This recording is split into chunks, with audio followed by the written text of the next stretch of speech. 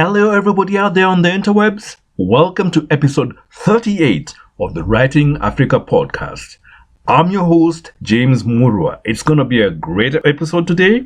We're on episode 38 and we're going to be focusing on US American writer and academic Percival Everett. Before we get into it, let's talk about the week that's been. It's been quite a week.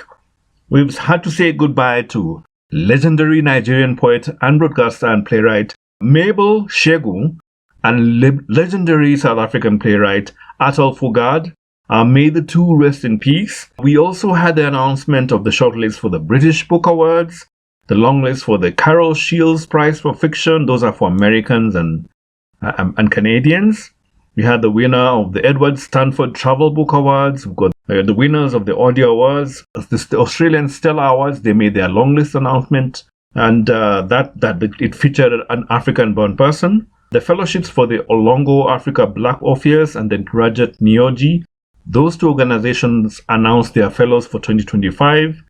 And our friends at the African Book Festival in Berlin, they invited African book clubs to attend the festival later in the year. So if you want to know about all those things that happened in the last week or so, or those we reported in the last week or so, please go to writingafrica.com. You'll get all that information. And of course, as always, remember you can support the work we do on Writing Africa, the podcast and the blog, financially with contributions on PayPal, Ko-fi, and as well as on Patreon, starting at $3 a month. That's a pretty small amount. Please support our project. It's a very important project, archiving African literature. So let's go to this week's focus. The spotlight of this week is Percival Everett. He is the author of numerous novels, short story collections, poetry, children's literature, and many other forms. He is a distinguished professor of English at the University of South California. He has shown his love for humanity by appending his signature to the Israel Boycott Pledge that was signed by very many African, Black, and other writers from around the world. And he's shown for his love for non-humans with his herd of mules, horses, and donkeys on his 14-acre ranch in California, where he did farm work and found inspiration for his writing. Let's go. Percival Everett is one of the most prolific writers the world is looking at right now. The man has been writing in the last 5 decades. He's written books for adults, for children. He's written poetry. He's written journals. And he's done that in the 80s, 90s, 2000s, 2010, and in the 2020s. He started out in the 1980s, where he wrote 4 books, starting with his debut novel, Suda, in 1983. He wrote 9 books in the 90s. He wrote 8 books in the noughties. He wrote 4 books in the 2010s, and so far in the 2020 he's really got up to 4 books, which is quite good if you consider we're only 2025. In the 2020s, his books included Telephone 2020, The Trees 2021, Dr. No 2022, and 2024's James. Well, he started getting on our radar in 2020, when the Writing Africa project started writing a bit more, not just about writers based in Africa, but even in the diaspora.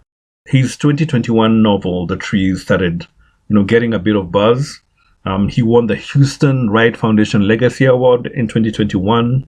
He got on the shortlist for the Dublin International Literary Award. He got on the long list for the Penn Faulkner Award, and on the shortlist for the Booker Prize for Fiction.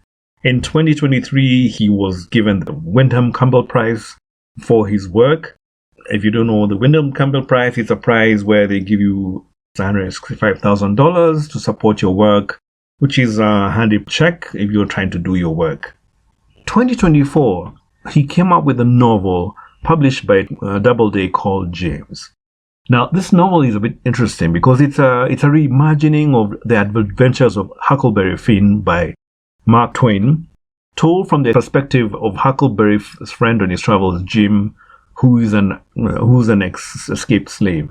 So you can imagine, if you've read Huckleberry Finn and his adventures, there was an older man in there called Jim.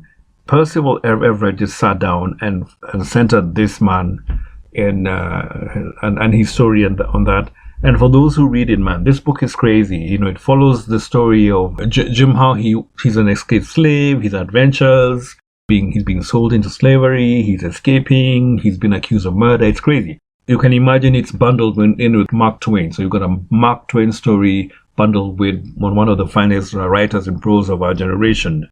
And the buzz has been amazing. It's been winning, shortlisted.